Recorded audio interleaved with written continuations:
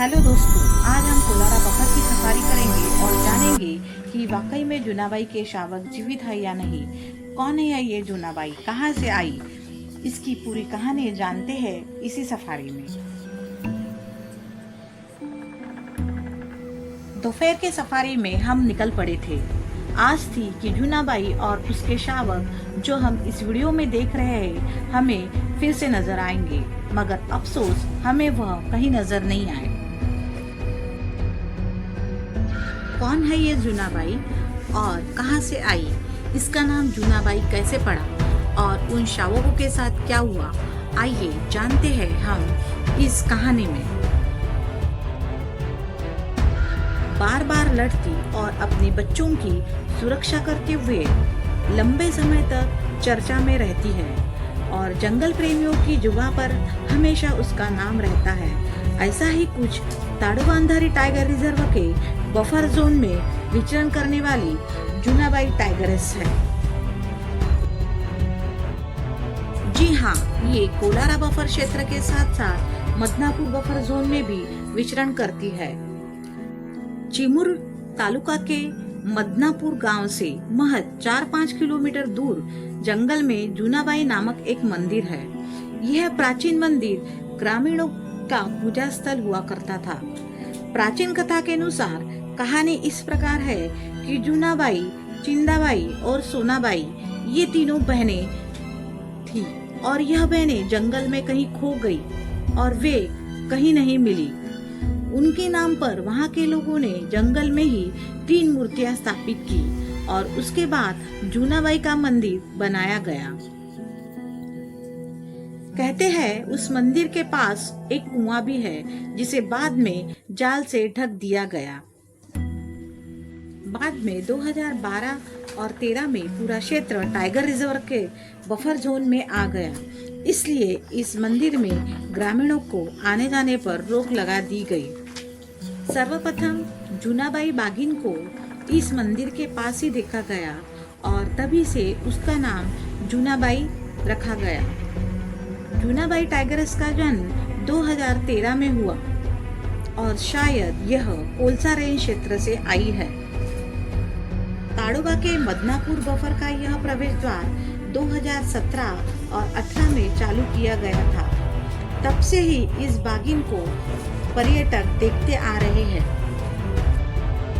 Kolara buffer क्षेत्र में सबसे पहले कंकाझरी मेल टाइगर का साम्राज्य था, बाद में मटकासुर आया, फिर ताला और अब दागोबा।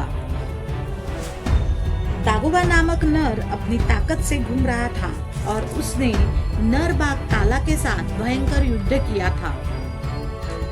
जूनाबाई टाइगरेस, दागोबा मेल टाइगर और यह दोनों शावक कई बार एक साथ जलाशय में देखे गए हैं। हमने जूनाबाई टाइगरेस को सर्वप्रथम शावकों के साथ 2019 में देखा था।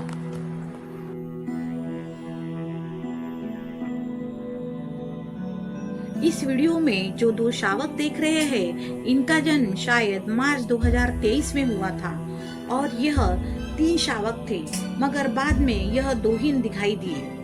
ये दोनों शावक दागोबा मेल टाइगर के थे। हमने दिसंबर 2023 में कोलारा बफर की क्षेत्र की सफारी की।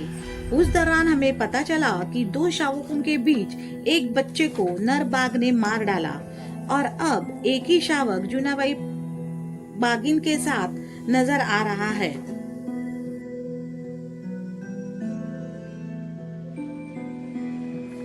2024 में जब हमने कोलारा बफर क्षेत्र की सफारी की, तब हमें जूनाबाई टाइगरेस अकेली नजर आई और हमें ये अनुमान लगा लिया कि शायद दूसरा बच्चा भी अब जीवित नहीं है, क्योंकि जब हमने 2024 में जनवरी में सफारी की थी, तब हमें झाइलो मेल टाइगर और उसी के साथ केटू मेल टाइगर उसी क्षेत्र में नजर आए।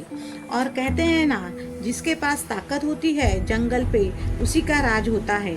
वर्तमान में अभी झाइलो मेल टाइगर उस बफर जोन क्षेत्र पे अपना साम्राज्य स्थापित किए हुए है।